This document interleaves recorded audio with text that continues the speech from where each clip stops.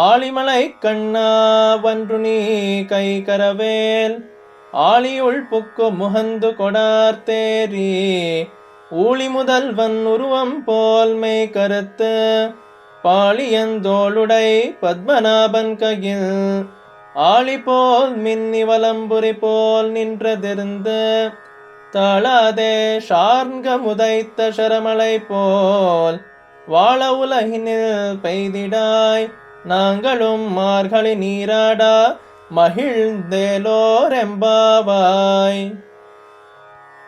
ಪ್ರತಿಪದದ ಅರ್ಥ: ಆಳಿ, ಸುತ್ತಿ ಸುತ್ತಿ ಬರುವ. ಮಳೈ, ಮಳೆಗೆ. ಕಣ್ಣ, ಅಧಿಕಾರಿಯೇ. ನೀ, ನೀನು.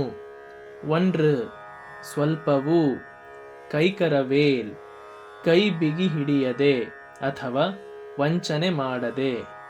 ಆಳಿಯುಳ್, ಸಮುದ್ರದಲ್ಲಿ. ಪುಕ್, ಒಳಹೊಕ್ಕು. ಮುಹಂದುಕೊಡು, ತುಂಬಿಕೊಂಡು. ಆರ್ತ್, ಆರ್ಭಟಿಸಿ ಅಥವಾ ಗುಡುಗಿ. ಏರಿ, ಆಕಾಶಕ್ಕೆ. ಊಳಿ, ಕಾಲಕ್ಕೆ. ಮುದಲ್ವನ್, ಕಾರಣನಾದವನ. ಉರುವಂ, ರೂಪದ. ಪೋಲ್, ಹಾಗೆ. ಮೇಯ್, ಒಡಲನ್ನು.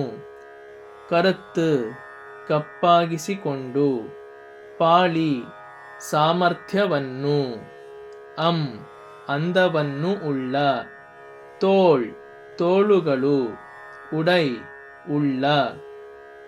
ಪದ್ಮನಾಭನ್, ಪದ್ಮನಾಭನ. ಕೈಲ್, ಕೈಯಲ್ಲಿರುವ. ಆಳಿಪೋಲ್, ಚಕ್ರಾಯುಧದಂತೆ. ಮಿನ್ನಿ, ಮಿಂಚು ಹೊಳೆದು. ವಲಂಬುರಿಪೋಲ್, ಬಲಮುರಿ ಶಂಖದ ಹಾಗೆ. ನಿನ್ರು, ದೃಢವಾಗಿ ನಿಂತು. ಅದಿರ್ந்து, ಮೊಳಗಿ. ಶಾರ್ಂಗಂ, ಶಾರ್ಗಧನಸ್ಸನ್ನು. ಉದೈತ, ಬಿರುಸಿನಿಂದ ಬಿಟ್ಟ. ಶರ, ಬಾಣಗಳ. ಮಳೈ, ಮಳೆಯ. ಪೋಲ್, ಹಾಗೆ. ಉಲಹಿನಿಲ್, ಈ ಲೋಕದಲ್ಲಿ. ವಾಳ, ಎಲ್ಲ ಪ್ರಾಣಿಗಳೂ ಜೀವಿಸುವಂತೆ. ತಾಳಾದೆ, ತಡಮಾಡದೆ. ಪೆಯ್ದಿಡಾಯ್, ಸುರಿಸಿಬಿಡು. ನಾಂಗಳುಂ, ನಾವೂ ಸಹ. ಮಾರ್ಘಳಿ, ಮಾರ್ಗಶಿರ ಮಾಸದಲ್ಲಿ. ನೀರಾಡ, ಮಜ್ಜನ ಮಾಡಲು. ಮಹಿಳ್ದೇಲ್, ಹರ್ಷಿಸುವಂತೆ ಆದರೆ. ಓರ್, ಅದ್ವಿತೀಯವಾದ. ನಮ್ಮ. ಪಾವಾಯ್, ವ್ರತ. ಭಾವಾರ್ಥ: ಸುತ್ತು ಸುತ್ತಾಗಿ ಬರುವ ಮಳೆಗೆ ಅಧಿಕಾರಿಯೇ, ನೀನು ಸ್ವಲ್ಪವೂ ಕೈ ಬಿಗಿ ಹಿಡಿಯದೆ ಸಮುದ್ರದಲ್ಲಿ ಒಳಹೊಕ್ಕು ನೀರನ್ನು ತುಂಬಿಕೊಂಡು ಗುಡುಗಿ ಆರ್ಭಟಿಸಿ ಆಕಾಶಕ್ಕೆ ಏರಿ ಕಾಲವೆಂಬುದಕ್ಕೆ ಕಾರಣನಾದವನ ರೂಪದ ಹಾಗೆ ಒಡಲನ್ನು ಕಪ್ಪಾಗಿಸಿಕೊಂಡು ಸಾಮರ್ಥ್ಯವನ್ನೂ ಸೊಬಗನ್ನೂ ಉಳ್ಳ ತೋಳುಗಳುಳ್ಳ ಪದ್ಮನಾಭನ ಕೈಯಲ್ಲಿರುವ ಚಕ್ರಾಯುಧದಂತೆ ಮಿಂಚಿ ಹೊಳೆದು ಬಲಮುರಿ ಶಂಖದ ಹಾಗೆ ದೃಢವಾಗಿ ನಿಂತು ಮೊಳಗಿ ಶಾರ್ಘಧನಸ್ಸಿನಿಂದ ಬಿರುಸಾಗಿ ಹೊರಟ ಬಾಣಗಳ ಮಳೆಯ ಹಾಗೆ ಈ ಲೋಕದಲ್ಲಿ ಜೀವಿಸುವಂತೆ ತಡಮಾಡದೆ ಮಳೆಯನ್ನು ಸುರಿಸಿಬಿಡು.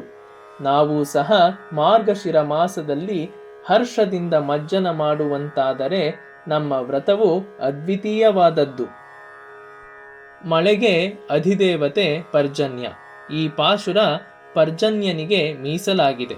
ಪರ್ಜನ್ಯನು ಪರಮೌದಾರಿ, ಆದರೆ ಕೆಲವೊಮ್ಮೆ ಕಡು ಕ್ರೂರಿಯಾಗುವನು. ತನ್ನ ಕೈ ಬಿಗಿ ಹಿಡಿದನೆಂದರೆ ಬರಗಾಲ ಬಂದಂತೆಯೇ. ಆದ್ದರಿಂದ ಗೋದಾದೇವಿ ಅವನಲ್ಲಿ ಮೊದಲ ಪ್ರಾರ್ಥನೆ ಕೈ ಬಿಗಿ ಹಿಡಿಯಬೇಡ, ನಮ್ಮನ್ನು ವಂಚಿಸಬೇಡ ಎಂದು. ನಿನ್ನ ಪೂರ್ಣ ಔದಾರ್ಯವನ್ನು ನಮ್ಮತ್ತ ತೋರಿಸು ಎಂದು. ಗೋದಾದೇವಿ ಹೇಳುತ್ತಾಳೆ, ಪರ್ಜನ್ಯ ದೇವನೇ, ನೀನು ಸಮುದ್ರದಲ್ಲಿ ಆಳಕ್ಕೆ ಒಳಹೊಕ್ಕು ನಿನ್ನ ಮನಸ್ಸಿಗೆ ತೃಪ್ತಿಯಾಗುವಷ್ಟು ನೀರನ್ನು ತುಂಬಿಟ್ಟುಕೋ. ತೃಪ್ತಿಯನ್ನು ಸೂಚಿಸುವುದಕ್ಕಾಗಿ ಗುಡುಗಿ ಆರ್ಭಟಿಸು. ಅನಂತರ ಮೇಲಕ್ಕೇರು. ಆಕಾಶದಲ್ಲಿ ಕಾರ್ಮುಗಿಲಾಗಿ ರೂಪುಗೊಳ್ಳು. ಭೂಮಿಯ ಒಂದೊಂದು ಪ್ರದೇಶದ ಮೇಲೂ ದೃಢವಾಗಿ ನಿಂತು ಆವರಿಸಿಕೋ. ನಿನ್ನ ರೂಪ ಭಗವಂತನ ದಿವ್ಯ ದೇಹ ಕಾಂತಿಯನ್ನು ನೆನಪು ಮಾಡಲಿ. ಅನಂತರ ನಿನ್ನಿಂದ ಮಿಂಚು ಹೊಳೆಯಲಿ. ಅದು ಭಗವಂತನ ಬಲಗೈಯಲ್ಲಿರುವ ಚಕ್ರಾಯುಧದ ಹೊಳಪನ್ನು ನೆನಪು ತರಲಿ. ಅದರೊಡನೆಯೇ ಗುಡುಗಿನ ಗರ್ಜನೆ ಬರಲಿ. ಅದು ಭಗವಂತನ ಎಡಗೈಯಲ್ಲಿರುವ ಬಲಮುರಿ ಪಾಂಚಜನ್ಯದ ದಿವ್ಯ ಘೋಷಣೆಯ ನೆನಪು ಮಾಡಲಿ. ಅನಂತರ ಒಂದು ಕ್ಷಣವೂ ತಡಮಾಡಬೇಡ. ಬಿರುಸಾದ ಮಳೆಯನ್ನು ಸುತ್ತಿ ಸುತ್ತಿ ಸುರಿಸಿಬಿಡು. ಅದು ಭಗವಂತನು ಶಾರ್ಂಗವೆಂಬ ಧನಸ್ಸನ್ನು ಹಿಡಿದು ಶತ್ರುಗಳ ಮೇಲೆ ಬಾಣದ ಮಳೆಯನ್ನು ಎಡೆಬಿಡದೆ ಸುರಿಸುವಂತೆ ನೆನಪುಂಟು ಮಾಡಲಿ. ನಿನ್ನ ಮಳೆಯಿಂದ ಲೋಕ ತಂಪಾಗುವುದು. ಎಲ್ಲ ಪ್ರಾಣಿಗಳು ಜೀವಿಸುವಂತಾಗುವುದು. ಭೂಮಿಯ ಮೇಲೆ ಸೊಬಗು ಸಂತಸ ಉಕ್ಕಿ ಹರಿಯುವುದು. ಅಲ್ಲದೆ ನಾವು ಮಾರ್ಗಶಿರ ವ್ರತಕ್ಕಾಗಿ ಹರ್ಷದಿಂದಲೂ ಉತ್ಸಾಹದಿಂದಲೂ ಮೀಯುವಂತೆ ಆಗುವುದು. ಮಾರ್ಗಶಿರ ವ್ರತದಿಂದ ಇಷ್ಟೆಲ್ಲ ನಡೆಯುವುದೆಂದರೆ ವ್ರತದ ಹಿರಿಮೆ ಇನ್ನೆಷ್ಟಿರಬೇಕು. ಈ ಪಾಶುರದಲ್ಲಿ ಒಂದೆರಡು ಮುಖ್ಯ ವಿಷಯಗಳು ಅಡಕವಾಗಿವೆ ಎನ್ನಬಹುದು. ಯಾವ ಕೆಲಸಕ್ಕೆ ತೊಡಗಿದರೂ ಅದನ್ನು ಲೋಕಹಿತದ ದೃಷ್ಟಿಯಿಂದ ನಡೆಸಿದರೆ ಅದರಿಂದ ಖಂಡಿತವಾಗಿಯೂ ಸತ್ಫಲ ದೊರಕುವುದು. ಕೆಲಸಕ್ಕೆ ಶ್ರೇಷ್ಠತೆ ಬರುವುದು. ತನ್ನ ನಾಡಿನ ಬರ ಹಿಂಗಿಸಲು ಸಹಾಯಕನಾಗೆಂದು ಗೋದಾದೇವಿ ಪರ್ಜನ್ಯನನ್ನು ಪ್ರಾರ್ಥಿಸಿದ್ದು. ಲೋಕಕ್ಕೆಲ್ಲ ಹಿತವಾದರೆ ತಮಗೂ ಅದರಲ್ಲಿ ಭಾಗವಿಲ್ಲವೇ? ತಮ್ಮ ವ್ರತಾಚರಣೆ ಮುಂತಾದ್ದರಲ್ಲಿ ಉತ್ಸಾಹ ಹೆಚ್ಚುವುದಿಲ್ಲವೇ? ಇನ್ನೊಂದು ಮುಖ್ಯ ವಿಷಯವೆಂದರೆ ನಮ್ಮ ಕಣ್ಣ ಮುಂದಿರುವ ಸೃಷ್ಟಿಯೆಲ್ಲವೂ ಭಗವಂತನ ಸ್ವರೂಪವೇ. ವಸ್ತು ಯಾವುದೇ ಆಗಿರಲಿ, ಯಾವ ರೂಪದಲ್ಲೇ ಇರಲಿ, ಅದು ಭಗವಂತನ ಸ್ವರೂಪವನ್ನೋ ಸ್ವಭಾವವನ್ನೋ ಸೊಬಗನ್ನೋ ಅವನ ಯಾವುದಾದರೊಂದು ಶ್ರೇಷ್ಠ ಗುಣವನ್ನೋ ನಮ್ಮ ನೆನಪಿಗೆ ತರುವಂತೆ ಆಗಬೇಕು.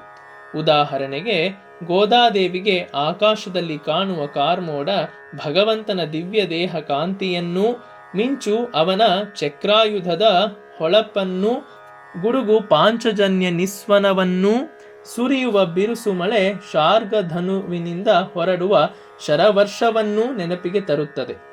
ಗೋದಾದೇವಿಯ ಭಕ್ತಿ ಎಷ್ಟು ಗಾಢವಾದದ್ದು!